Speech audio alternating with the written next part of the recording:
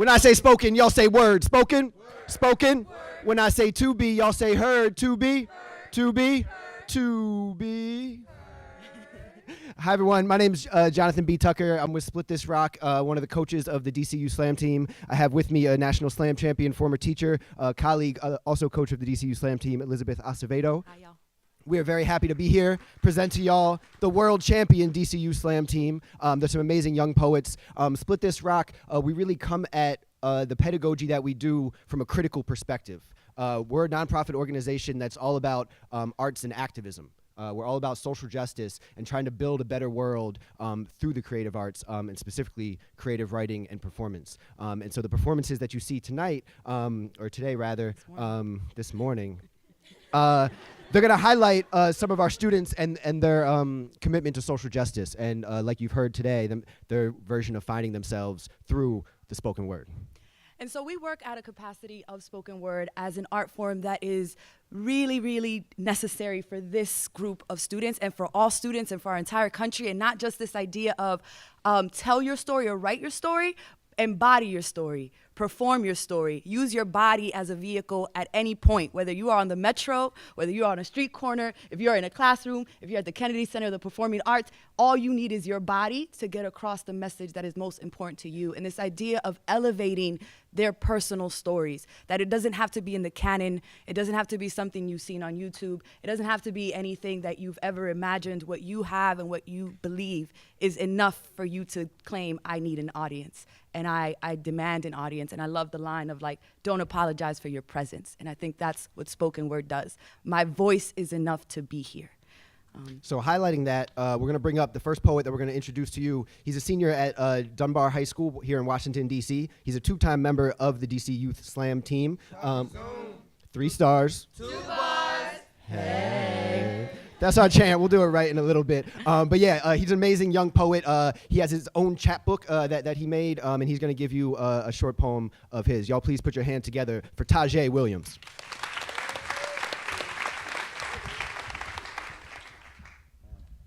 He said short poem.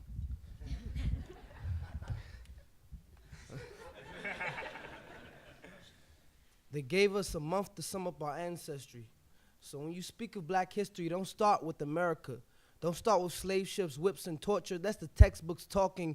Black bodies have burned beautifully since the beginning. They grapple our language, bend and twisted to mean something burnt and scarred. Negus, Negus, means king, means royalty, and we royally rotated that so it stands for peasant. That's funny because a king would never stand for a peasant. Martin Luther Negus Jr. stood for a cause that even the mighty would.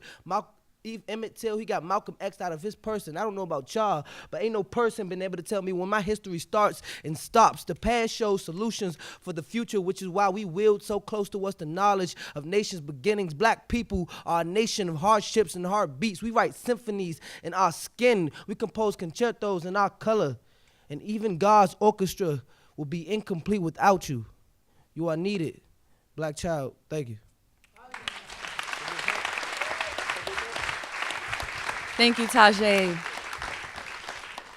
In addition to talking about social justice issues, we believe that the personal is deeply political and that our wounds need witnesses. And so oftentimes our students don't necessarily write about these big macro issues. They just write about the little things happening in their lives or the small struggles that they're going through. And that is so necessary for them to realize who they are and what they want to be doing. And with that being said, I want to present a special student in my heart. She was one of the first people I coached. Please put your hands together for Hannah Smallwood.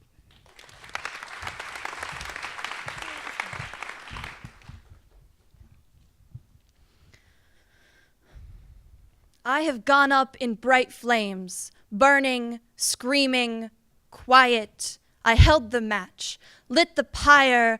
I have climbed out of embers, covered in ashes and hope, slept among cinders, cried on benches, lay in glass coffins, locked in high towers. I have waited for rescue, for prince, for witch. I have been witch, been fire left in the snow, been lonely, known empty. I can watch you walk away and keep standing.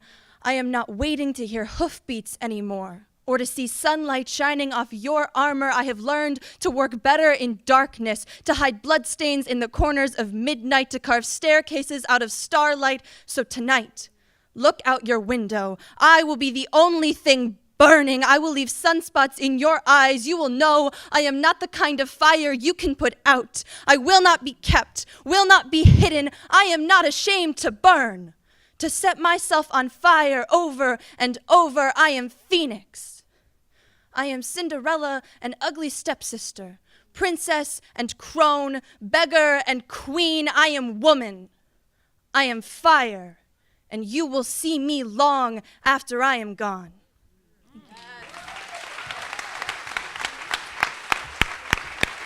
Hannah Smallwood.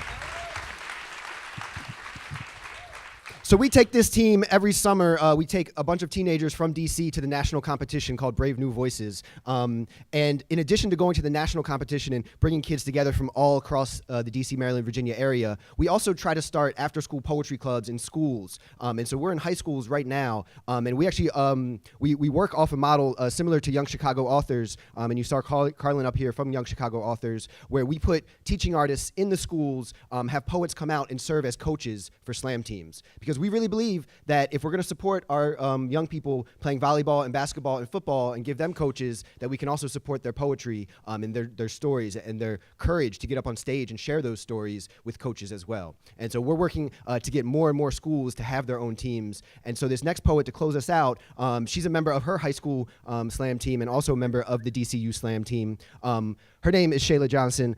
She is amazing. She's going to come up right now. Before she does, I'm going to ask Zay if you can do the chant proper, so people can learn our chant. The DC flag has 3 stars and 2 bars on it, so that's where that comes from. DCU Slam! Shut the zone! 3 stars! 2 bars! Hey! The name of this piece is called Political Warfare.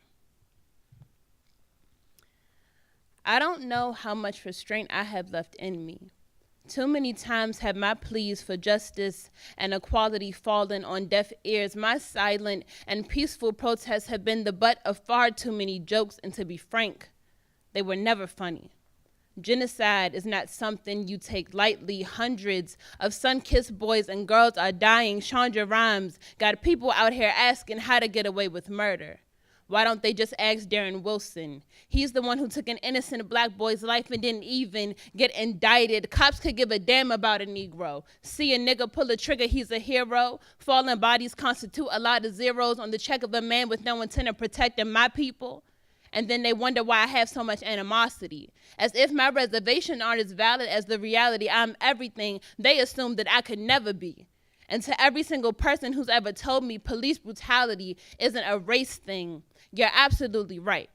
It's a pretentious superiority thing that just so happens to have an underlying theme of racism, prejudice, and hate. So excuse the heck out of me if I have a problem with authority. I'm just tired of seeing my brothers and sisters' names as hashtags. Homicide was never supposed to be trendy. Black lives are not some minuscule blurb on the timeline of America's history. We are here. We built this country on the backs of our free labor, so I'll be damned if I let anyone try to write off my existence as if I don't deserve to stand on American soil. I am American soil. My melanin is my rite of passage. I won't apologize for the beauty of my pigment or your lack thereof. I don't owe you anything. So don't ask me to smile when riding the metro. Don't expect me to cross the street because you don't know what it means to share a sidewalk. Don't assume that I'm loud, ghetto, and ignorant, that the only type of music I listen to is hip hop, and that my favorite pastime is eating watermelons. Because then that would only perpetuate the idea that your kind,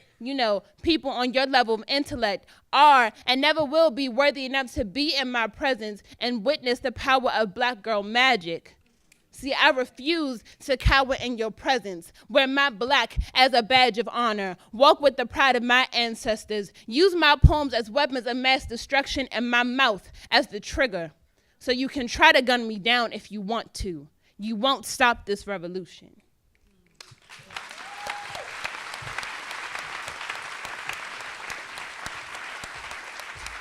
Thank you all. We really hope that with our combined efforts, we can really get more schools to embrace spoken word and actually put poets in the classroom and bring us out. It's always a struggle for us as a nonprofit year to year, fundraising all the time, and it takes a lot of our efforts away from the actual work with the students, which we need to be doing. So I'm hoping that the road forward for us involves a lot more of this type of amazingness.